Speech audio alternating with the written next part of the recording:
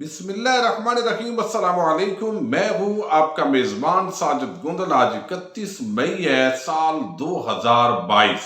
وہی ہوا جس کا ڈر تھا۔ دیگ کا ڈھکن کھلتے ہی امپورٹڈ حکومت کے اتحادی آپس میں لڑ پڑے ہیں۔ نون لیگ اور پیپلز پارٹی کی وزارتوں پر شدید لڑائی ہوئی ہے۔ پیپلز پارٹی کے اراکین ناراض ہو کر گورنر ہاؤس سے چلے گئے۔ کپتان کا کس طرح کام آسان ہو رہا ہے۔ ایم کیو ایم اور پیپلز پارٹی کے مابین بھی پھڈا پڑ چکا ہے۔ نون لیگ کے اندر بھی لڑائی شروع ہو چکی ہے اور یہ لڑائی شین اور نواز شریف گروپ کی ہے۔ یہ کیا معاملہ ہے؟ بہت ایکسکلوسیو نیوز ہے۔ اس کی ڈیٹیل اس ویڈیو میں آپ کے سامنے رکھنے جا رہا ہوں۔ امید کروں گا کہ آپ سماعت کرنے کے بعد ہمیشہ کی طرح اپنے قیمتی فیڈ بیک سے ضرور آگاہ کریں گے، اور جن دوستوں نے چینل کو سبسکرائب نہیں کیا، اگر وہ مناسب سمجھیں تو سبسکرائب کر لیں، اور اگر آپ کو کوئی ویڈیو اچھی لگے تو ضرور لائک کیجئے، کمنٹ کیجئے اور شیئر کیجئے۔ ڈسکرپشن کے اندر فیس بک پیج کا بھی باقاعدہ لنک دیا گیا ہے، وہ بھی آپ وہاں پر فیس بک پر بھی یہ ویڈیوز دیکھ سکتے ہیں اور پیج کو فالو کر سکتے ہیں۔ ایم کیو ایم اور پیپلز پارٹی، اور جس طرح یہ 16 جماعتوں کا بھانمتی کا کنبہ اکٹھا کیا گیا تھا، اس وقت بھی ہم نے کہا تھا کہ جب بھی یہ دیگ کھلے گی تو ایک ایک بوٹی پر ان کی آپس کے اندر لڑائی ہوگی۔ یہ غیر فطری اتحاد ہے۔ اتنی جماعتوں کو اکٹھا کرنا بڑا مشکل ہے، لیکن ظاہر ہے جو ہینڈلر تھے انہوں نے پوری محنت کی، اور عمران خان کا تختہ الٹنا مقصود تھا اور ان سب لوگوں کو اکٹھا کیا گیا۔ لیکن جب ایم کیو ایم حکومت سے علیحدہ ہوئی اور ان سے سوالات کیے گئے کہ بھئی آپ عمران خان کی حکومت سے کیوں علیحدہ ہو رہے ہیں، تو وہ کہتے تھے مہنگائی ہے، بیڈ گورننس ہے، کراچی حیدرآباد کے ساتھ جو وعدے کیے گئے تھے وہ وعدے پورے نہیں ہوئے، بلدیاتی نظام ہمارا صحیح نہیں ہو رہا، یہاں پر کچھ اور اربوں روپے کے پروجیکٹ تھے۔ حالانکہ پی ٹی آئی نے بڑے پروجیکٹس دیے ہیں۔ یہ سندھ حکومت کا کام تھا جو ہمیشہ کراچی اور حیدرآباد کو اس لیے اگنور کرتی ہے کہ وہاں سے ان کو زیادہ نشستیں بلکہ ملتی نہیں ہیں، اور وہاں بالکل ان کو جواب ہوتا ہے۔ اب آصف زرداری کے ساتھ ایم کیو ایم کی لیڈرشپ کی ملاقات ہوئی ہے، اور یہ ملاقات کوئی پہلی نہیں ہے بلکہ حالیہ دنوں کے اندر یہ 11ویں ملاقات ہے، اور اس کی جو نیوز ہے اس کے مطابق کہا گیا ہے کہ ایم کیو ایم نے آصف زرداری کے سامنے اپنے تحفظات رکھے ہیں۔ خالد صدیقی جو ہے انہوں نے کہا ہے کہ ہم پر عوام کا شدید دباؤ ہے۔ اب عوام ان سے پوچھ رہی ہے کہ بھئی آپ مہنگائی کو کم کرنے کے لیے آئے تھے، مہنگائی تو روز بڑھ رہی ہے، پیٹرول بم آپ گرا رہے ہیں، کبھی بجلی کا بم گرا رہے ہیں، اور اشیاء خرد و نوش کی قیمتوں میں اضافہ ہو رہا ہے، ٹرانسپورٹ مہنگی ہو گئی ہے، تو لوگوں سے ہم ووٹ اگلے الیکشن میں کیسے لیں گے؟ پھر یہ بھی تاثر ہے کہ آپ آپریشن رجیم چینج کا حصہ بنے ہیں۔ حیدرآباد کراچی کے جو شہری ہیں وہ سوال اٹھا رہے ہیں، اور عمران خان کا جو بیانیہ ہے اس کے ساتھ وہ کھڑے ہیں، اور یہ جو پریشر ہے اب جو بلدیاتی انتخابات اور میئر کے اختیارات، ان سارے معاملات پر جو اس وقت بڑی جلدی کے اندر، چونکہ عمران خان کا تختہ الٹنے کے لیے یہ سارا بھانمتی کا کنبہ اس وقت اکٹھا ہونا ضروری تھا، اب وہ کہتے ہیں کہ آپ پیپلز پارٹی وفد کو جلد قانون سازی اور معاہدے پر عمل کو تیز بنانے کی ہدایت کریں۔ یہ عوامی پریشر ہے۔ اب یہاں انہوں نے کہا کہ پیپلز پارٹی سے ایم کیو ایم کی مذاکراتی ٹیم پہلے بھی 10 ملاقاتیں کر چکی ہے، تاہم دیگر معاملات کے ساتھ ساتھ جعلی ڈومیسل، جعلی بھرتیوں، کوٹے کے مطابق نوکریوں کے معاملے پر سب عمل سست روی کا شکار ہے۔ یہاں خالد مقبول صدیقی نے کہا ہے کہ سپریم کورٹ کا حکم ہے کہ تمام ادارے اتھارٹیز میئر کے ماتحت ہوں، اور ہم ایک آرٹیکل 140A پر مکمل عمل درآمد چاہتے ہیں، یعنی جو بلدیاتی نمائندے ہیں آئین کے مطابق ان کے اختیارات ہونے چاہیے۔ یہ وہ معاملہ ہے جس پر ابھی تک ٹرک کی بتی کے پیچھے آصف زرداری نے لگایا ہوا ہے۔ رات کو آصف زرداری کے ساتھ ایم کیو ایم کے ایک وفد کی خالد مقبول صدیقی کی سربراہی میں یہ ملاقات ہوئی ہے، اور اس ملاقات کے اندر جو ہے ان کے کافی آپس کے اندر معاملات آگے گئے ہیں، پھر ان کو منا لیا گیا، اور آپ کو علم ہے ان مانتے رہنا ہے اینڈ تک، کبھی وہ نکلتے ہیں کبھی داخل ہوتے ہیں۔ لیکن سب سے جو بڑا پھڈا ہے وہ رات کو گورنر ہاؤس لاہور میں ہوا ہے، جہاں پر آپ کو علم ہے گورنر جو نیا ہے بلیغ الرحمان، انہوں نے حلف اٹھایا، پھر 11:30 بجے کہا گیا کہ فوری طور پر چونکہ پنجاب کے اندر حکومت موجود نہیں ہے اور کوئی پتہ نہیں ہے ہماری اکثریت ختم ہو جائے، الیکشن کمیشن یا دیگر جو ادارے ہیں ان سے ظاہر ہے ان کو ایشورنس تو ملی ہوگی کہ اب آپ کو کوئی ہلا نہیں سکتا سوائے عدالت کے، اور عدالت بھی لاہور ہائی کورٹ ہمیشہ زندہ باد ہے۔ اس وجہ سے انہوں نے اب کہا کہ فوراً ہمیں آج ہی وفاقی جو کابینہ ہے صوبائی اس کے اندر حلف برداری لینی ہے۔ 8 اراکین نے رات کو حلف اٹھایا ہے۔ یہ بڑی دلچسپ گیم ہوئی ہے۔ پیپلز پارٹی اور نون لیگ کا ان وزارتوں پر پھڈا پڑ گیا، اور یہ چونکہ اب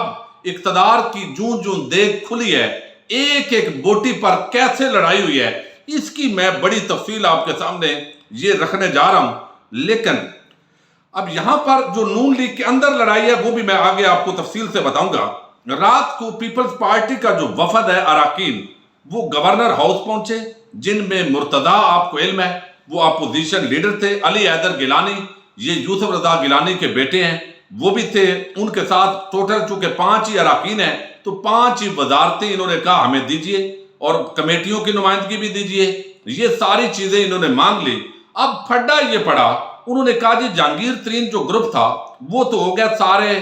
نائل ہو گیا، ڈی سیٹ ہو گیا، اب وہ چونکہ نہیں ہے لہذا اب ہمیں پہلے جو ہمارا طے شدہ فارمولہ ہے اس سے زیادہ حصہ دیجئے، زیادہ جو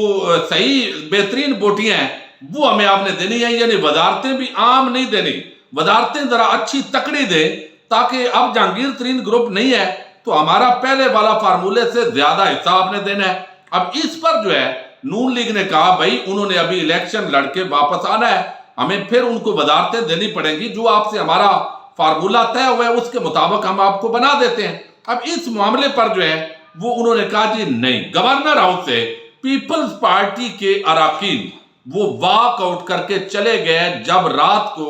صوبہ پنجاب کی کابینہ نے حلف اٹھانا تھا، وہاں گئے۔ تھوڑی دیر کے بعد ان کو ایک کال آتی ہے اعلیٰ قیادت سے یا کسی جگہ سے بھی ظاہر ہے انہوں نے کی ہوگی، اور وہ واپس آ جاتے ہیں گورنر ہاؤس کے اندر۔ وہاں سے وہ تھوڑی دیر رہتے ہیں، ابھی حلف نہیں اٹھایا، دوبارہ ایک کال آتی ہے اور دوبارہ پیپلز پارٹی کے جو اراکین ہیں وہ گورنر ہاؤس چھوڑ کر چلے جاتے ہیں۔ 2 مرتبہ وہ گورنر ہاؤس چھوڑ کر رات کو گئے ہیں۔ پھر بالآخر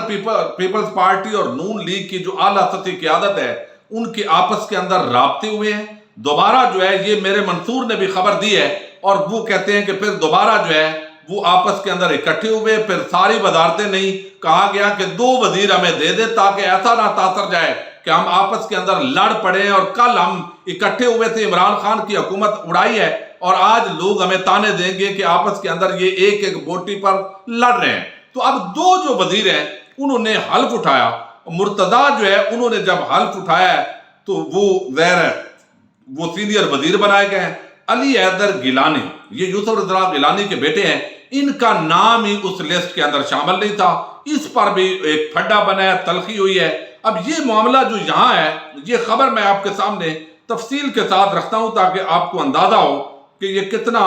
سیریس معاملہ ہے، اور یہی وجہ ہے کہ رات کو صوبائی کابینہ جو ہے وہ تاخیر کا شکار ہوئی ہے۔ ARY نے خبر رپورٹ کی ہے، باقی چینلز نے بھی دی ہے، اور سورسز نے تو بہت اس سے بڑی جو لڑائی ہے اس کا بتایا ہے۔ اب گورنر پنجاب وہ کہتے ہیں رات گئے، کابینہ کی حلف برداری پر سوالات اٹھائے گئے، تاہم اب اس کی اندرونی کہانی سامنے آئی ہے۔ ذرائع کہتے ہیں پیپلز پارٹی سے تعلق رکھنے والے سید حسن مرتضیٰ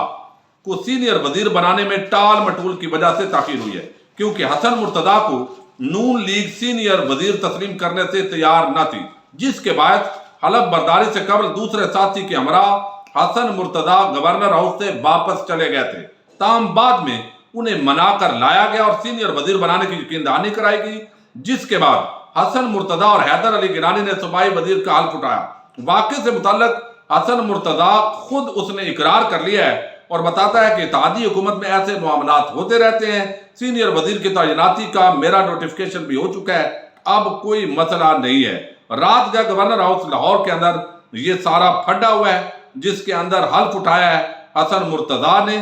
اور علی حیدر گیلانی نے، باقی 8 ٹوٹل جو وزیر ہیں یہ بھی۔ اب ایک اور پھڈا ہے، اس کا تعلق نون لیگ سے ہے۔ ایک تو یہ کہ عظمہ بخاری جو ہے انہوں نے بھی اس تقریب کا بائیکاٹ کیا، اور وہ سمجھتی تھی کہ وزارت اطلاعات ان کا حق ہے اور وہ ان کو وزارت نہیں مل رہی، لہذا وہ انہوں نے بڑا ڈیفینڈ کیا ہے پارٹی کو۔ ان کو میرے منصور کہتے ہیں کہ لندن سے کہا گیا ہے کہ آپ تھوڑا سا کول ڈاؤن ہوں، تاکہ معاملات کو سیٹل کیا جائے، تو عظمہ بخاری اور ان کا شوہر سمیع اللہ وہ بھی وہاں سے چلے گئے۔ اسی طرح ایک اور معاملہ بھی ان کا آپس کے اندر چل رہا ہے، اور وہ ہے اگلے جو ضمنی انتخابات ہیں 20 نشستوں کے، ان کے ٹکٹس پر نون لیگ کے اندر پھڈا ہو گیا ہے۔ اب اس کے اندر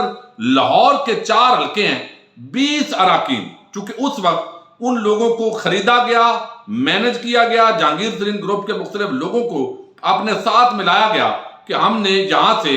عثمان بزدار کو ہٹانا ہے، عدم اعتماد لے کر آئے، لیکن اب ان کو چونکہ ٹکٹ دینا ہے، وہ ڈی سیٹ ہو چکے ہیں، تاکہ نئے جو ٹکٹ ہے اس پر وہ الیکشن لڑیں اور اسمبلی میں آنا چاہیں تو وہ آ سکتے ہیں۔ پی ٹی آئی نے اپنی تیاریاں شروع کر دی ہیں ان کے مقابلے میں ضمنی انتخابات لڑنے کی، لیکن یہاں پر پھڈا یہ پڑ گیا ہے کہ بھئی یہ جہانگیر ترین گروپ والے لوٹے،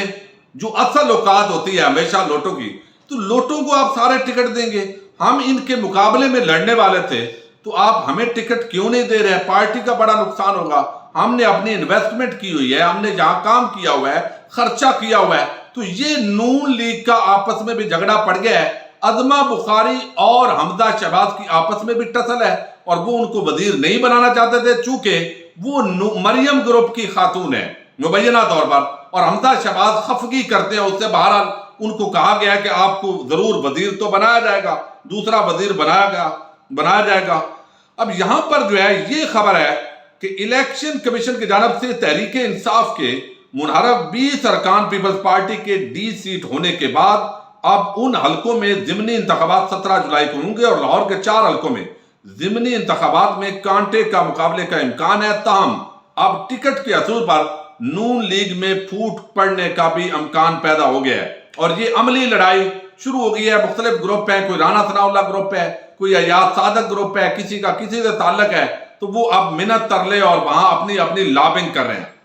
اب وہ کہتے ہیں پی ٹی آئی کے ڈی سیٹ ہونے والے ارکان نے لاہور میں ضمنی انتخابات میں نون لیگ کے ٹکٹ کے حصول کے لیے کوششیں شروع کر دی ہیں۔ مسلم لیگ نون کے سابق ٹکٹ ہولڈر بھی میدان میں نہ چھوڑنے پر بدل ہیں، جبکہ مسلم لیگ نون نے ڈی سیٹ ہونے والوں کو ضمنی انتخابات میں ٹکٹ دینے کا وعدہ کر رکھا ہے۔ اب پارٹی ذرائع نے بتایا ہے کہ ڈی سیٹ ہونے والے تحریک انصاف کے رہنما عبدالعلیم خان ضمنی انتخاب میں حصہ نہیں لیں گے، وہ سیاست سے آؤٹ ہو رہے ہیں، لیکن پی پی 158 سے عبدالعلیم خان کی بجائے ان کے دستے راست شعیب صدیقی الیکشن لڑیں گے۔ اس حلقے میں 2018 کے الیکشن میں علیم خان نے نون لیگ کے رانا احسن شرافت کو شکست دی تھی، اور رانا احسن شرافت سینئر لیگی رہنما سردار ایاز صادق کے ذریعے اسی حلقے سے دوبارہ ٹکٹ لینے کی کوشش کر رہے ہیں۔ اب آگے کہتے ہیں پی پی 167، یہاں سے تحریک انصاف کے